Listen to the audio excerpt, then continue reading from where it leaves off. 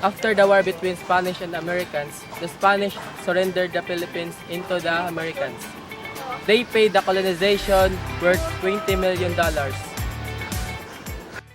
after the war between the Filipinos and Americans, they made a deal for peace, and after that, the education system was introduced with the help of the first American teachers called Thomasites. Thomasites were a group of 529 American teachers who traveled from United States to the newly annexed territory of the Philippines. The group included 346 men and 180 women.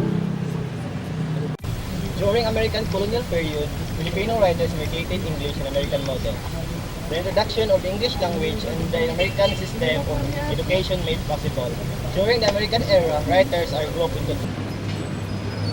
The first group of writers is Spanish writers. They were accustomed to write on nationalism like honoring Rizal and other heroes. These writers are Cecilio Apostol, Fernando Maria Guerrero, Claro M. Recto, Jesus Balmore, Manuel Bernabe.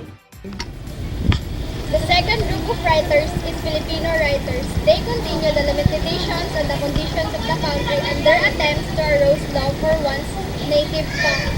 Poets were categorized by three: poets of heart o makata ng puso, writers Lope E. Santos, Carlos Gantmaitan, Amado P. Hernandez, Dionisio Carabuna, Ner Antonio.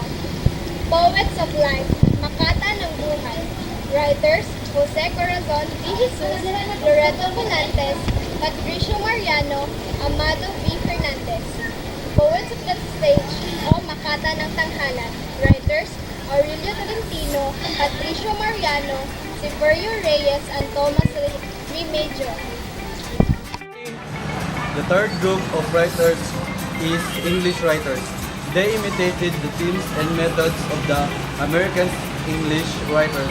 The American era has the period of reorientation, the period of imitation, the period of self-discovery.